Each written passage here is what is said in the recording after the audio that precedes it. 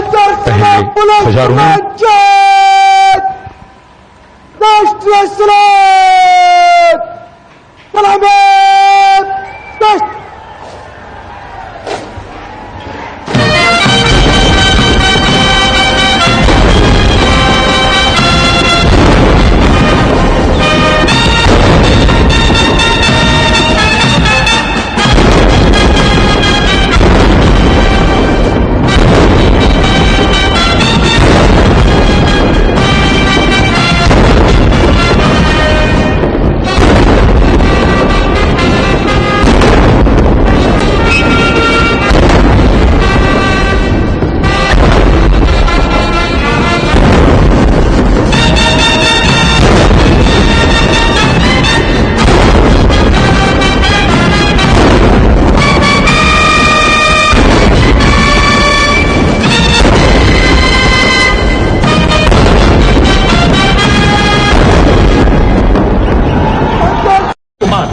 वायु योद्धा राष्ट्रध्वज को पुष्पांजलि के द्वारा नमन करने के लिए आगे बढ़ते हुए नमन सब राष्ट्र का हमारे गौरवशाली राष्ट्रध्वज के लिए वायु योद्धाओं का नमन राष्ट्रध्वज को हिंदुस्तान एरोनॉटिक्स लिमिटेड द्वारा स्वदेश निर्मित हेलीकॉप्टर प्रतीक हमारी आत्मनिर्भरता की संकल्प सिद्धि का मेक इन इंडिया की अग्रसर देश के सशक्त बदलों का आजादी के अमृतकाल में 2047 में जब देश आजादी के 100 साल मनाएगा उस समय दुनिया में भारत का तिरंगा झंडा विकसित भारत का तिरंगा झंडा होना चाहिए।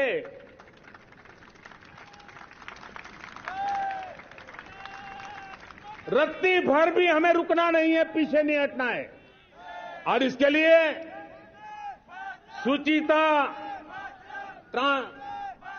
पारदर्शिता और निष्पक्षता ये पहली मजबूती की जरूरत है। हमें उस मजबूती को जितना ज्यादा खाद पानी दे सकते हैं, संस्थाओं के माध्यम से दे सकते हैं, नागरिक के नाते दे सकते हैं, परिवार के नाते दे सकते हैं, ये हमारा सामूहिक दायित्व होना चाहिए। और इसलिए पिछले 75 साल का इतिहास देखिए, भारत के सामर्थ्य में कोई कमी नहीं थी। अरे जो देश कभी सोना की चिड़िया कहा जाता था, वो देश क्यों न फिर से उस सामर्थ्य को लेकर के खड़ा हो सकता है।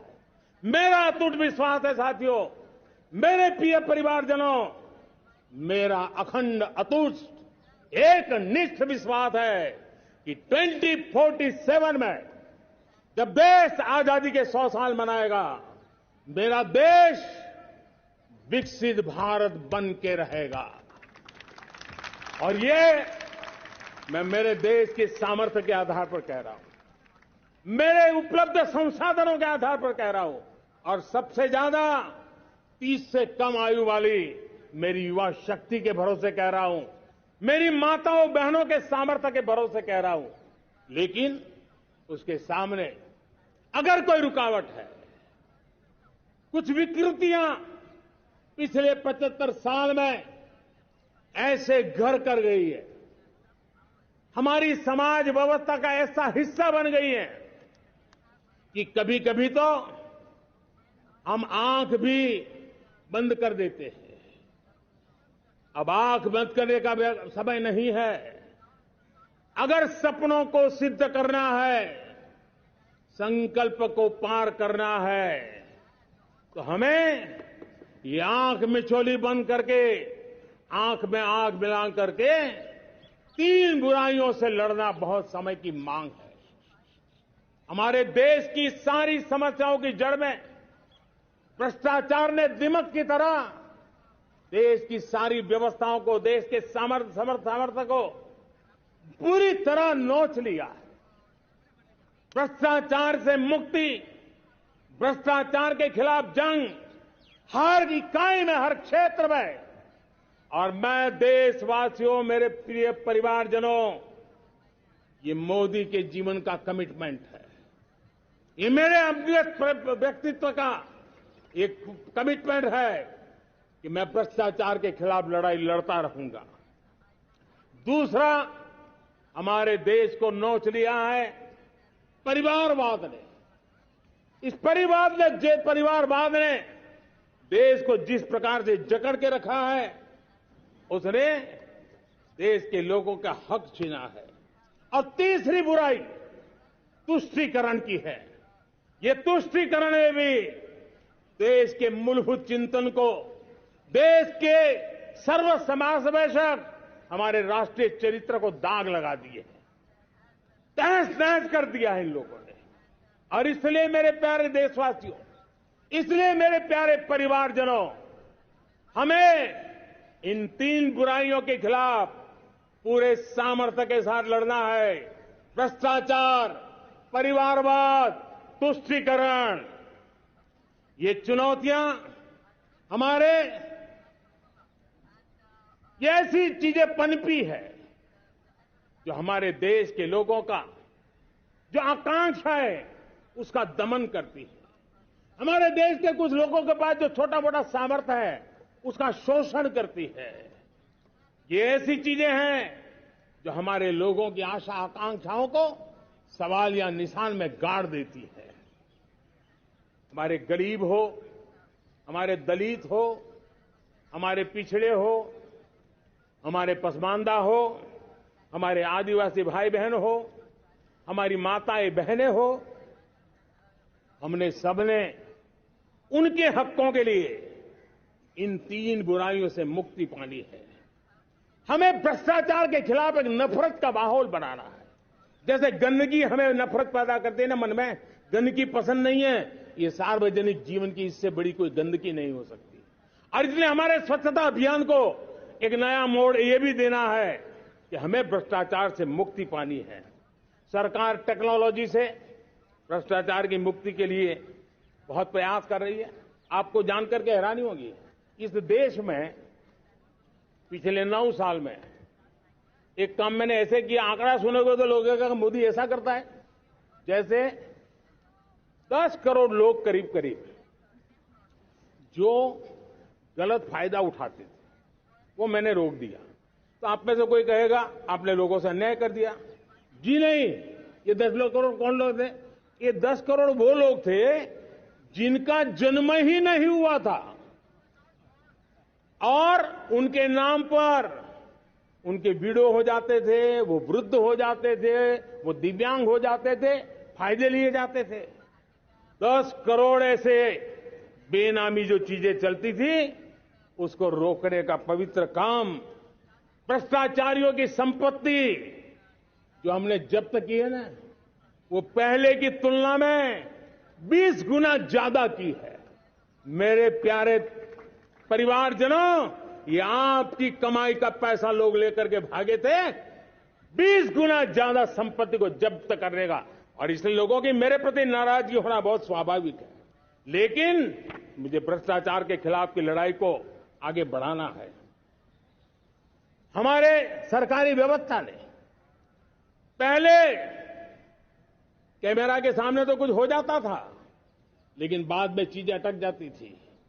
हमने पहले की तुलना में कई गुना ज्यादा अदालत में चार्जशीट की है और अब जमानतें भी नहीं मिलती हैं। वैसी पक्की व्यवस्था को लेकर के हम आगे बढ़ रहे हैं, क्योंकि हम ईमानदारी से भ्रष्टाचार के खिलाफ लड़ रहे हैं।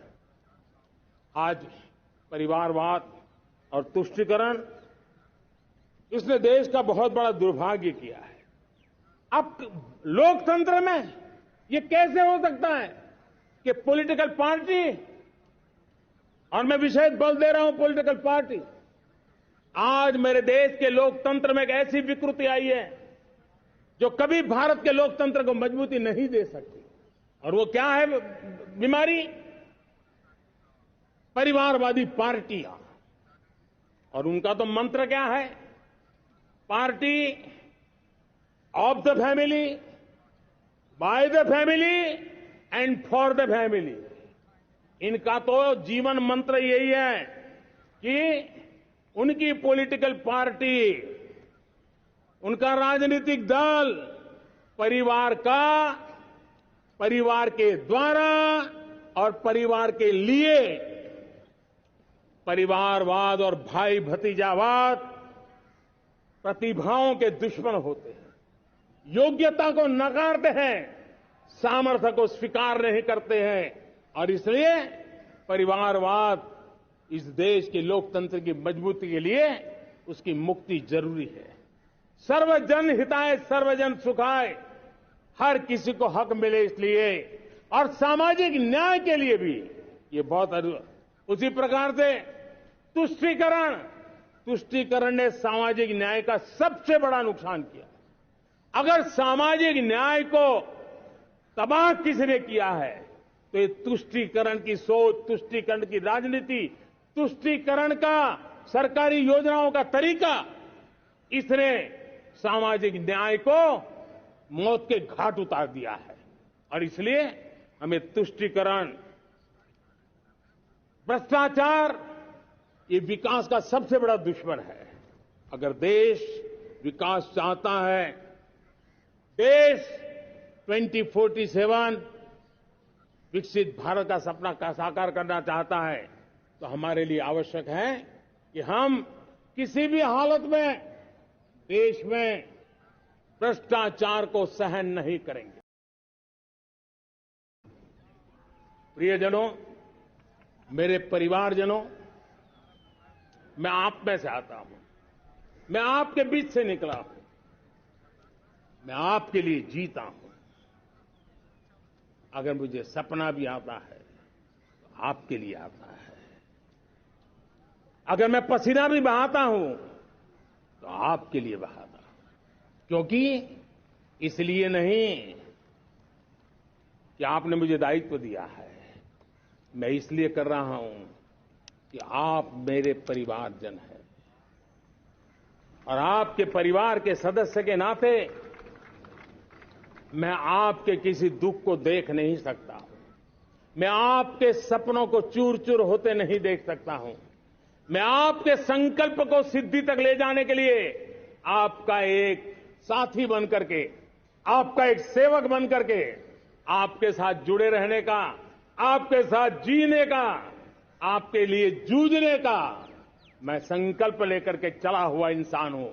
और मुझे विश्वास है हमारे पूर्वजों ने आजादी के लिए जो जंग लड़ा था, जो सपने देखे थे, वो सपने हमारे साथ है। आजादी के जंग में जिन्होंने बलिदान दिया था, उनके आशीर्वाद हमारे साथ है। और 140 करोड़ देशवासियों को एक ऐसा अवसर आया है, ये अवसर हमारे लिए एक बहुत बड़ा संबल लेकर के आया है। और इसलिए मेरे प्यारे प्रियजनों, आज जब मैं अमृतकाल में आपके साथ बात कर रहा हूं, ये अमृतकाल का पहला वर्ष है। ये अमृतकाल के पहले वर्ष पर जब मैं आपसे बात कर रहा हूं, तो मैं आपको पूरे विश्वास से कहना चाहता हूं, चलता चलाता काल चक्र, चलता चलाता काल चक्र, अमृत काल का भाल चक्र, चलता चलाता काल चक्र, अमृत काल का भाल चक्र, सबके सपने, सबके सपने अपने सपने, सबके सपने अपने सपने, पनपे सपने सारे, सबके सपने अपने सपने, पनपे सपने सारे, धीर चले वीर चले, धीर चले वीर चले, चले युवा हमारे, धीर चले वीर चले, चले युवा हमारे, नीति सही, नीति सही, रीति नहीं, नीति सही, रीति नहीं, गति सही, गति सही, राह नहीं, गति सही, राह नहीं। चुनो चुनो चुनौती, चुनो चुनौती सीना तान, चुनो चुनौती सीना तान, जग में बढ़ाओ देश का नाम। चुनो चुनौती सीना तान, जग में बढ़ाओ देश का नाम। और अगली बार 15 अगस्त को इसी लाल किले से मैं आपको देश की उपलब्धियां, आपके सामर्थ्य, आपके संकल्प, उसमें हुई प्रगति, उसकी जो सफलता है, उसके गौरवगान, उससे भी अधिक आत्मविश्वास के सामने आपके सामने मैं प्रस्तुत करूंगा। 10 साल पहले राज्यों को 30 लाख करोड़ रुपए भारत सरकार की तरफ से जाते थे। पिछले 9 साल में यह आंकड़ा 100 लाख करोड़ पर पहुंचा है। पहले स्थानीय निकाय के विकास के लिए भारत सरकार के खजाने से 70,000 करोड़ रुपया जाता था। आज वो 3 लाख करोड़ से भी ज्यादा जा रहा है। पहले गरीबों के घर बनाने के लिए 90,000 करोड़ रुपया खर्च होता था। आज वो 4 गुना होकर के 4 लाख करोड़ से भी ज्यादा खर्च गरीबों के घर बनाने के लिए हो रहा है। पहले गरीबों को यूरिया सस्ता मिले, जो यूरिया की बैग दुनिया के कुछ बाजारों में 3,000 में बिकती है, वो यूरिया की बैग मेरे किसानों को 300 में मिले। और इसलिए देश की सरकार 10 लाख करोड़ रुपया मेरे किसानों की यूरिया में सब्सिडी दे रहा है। मुद्रा योजना 20 लाख करोड़ रुपए, उससे भी ज्यादा मेरे देश के नौजवानों को स्वरोजगार के लिए, अपने व्यवसाय के लिए, अपने कारोबार के लिए दिए हैं। 8 करोड़ लोगों ने नया कारोबार शुरू किया है। और 8 करोड़ लोगों ने कारोबार शुरू किया है ऐसा नहीं, हर कारोबारी ने एक या दो लोगों को रोजगार दिया है। 8 से 10 करोड़ नए लोगों को रोजगार देने का सामर्थ्य ये मुद्रा योजना से लाभ लेने वाले 8 करोड़ नागरिकों को करा है। एमएसएमईज को करीब 3.5 लाख करोड़ रुपए की मदद से कोरोना के संकट में भी उनको डूबने नहीं दिया, मरने नहीं दिया, उनको एक ताकत दी है। 1 रैंक 1 पेंशन मेरे देश के सेना के जवानों का एक सम्मान का विषय था। 70,000 करोड़ रुपया भारत की तिजोरी से आज पहुंचा है, मेरे निवृत्त सेना के नायकों के जेब में, उनके परिवार में पहुंचा है। सभी कैटेगरी में, मैंने तो कुछ ही गिनाए, मैं ज्यादा समय लेना नहीं चाहता। हर कैटेगरी में पहले की तुलना में अनेक गुना धन देश के विकास के लिए, कोने कोने में रोजगार पैदा करने के लिए, पाई पाई का उपयोग भारत का भाग्य बदलने के लिए हो, और इसलिए हमने काम किया है। और मेरे प्यारे प्रियजनों, इतना ही नहीं, हमने इन सारे प्रयासों का परिणाम है कि आज 5 साल के मेरे एक कार्यकाल में, 5 साल के कार्यकाल में, 5 साल में 13.5 करोड़ मेरे गरीब भाई बहन गरीबी की जंजीरों को तोड़ करके न्यू मिडिल क्लास के रूप में बाहर आए हैं। जीवन का इससे बड़ा कोई संतोष नहीं होता। ये अमृत काल का पहला वर्ष है। या तो हम जवानी में जी रहे हैं, या हम मां भारती की गोद में जन्म ले चुके हैं। और ये कालखंड, मेरे शब्द लिख करके रखिए मेरे प्यारे परिवारजनों, इस कालखंड में जो हम करेंगे, जो कदम उठाएंगे, जितना त्याग करेंगे, तपस्या करेंगे, सर्वजन हिताय सर्वजन सुखाय, एक के बाद एक फैसले लेंगे, आने वाले 1000 साल का देश का स्वर्णिम इतिहास उससे अंकुरित होने वाला है। इस कालखंड में होने वाली घटनाएं आगामी 1000 साल के लिए इसका प्रभाव पैदा करने वाली है।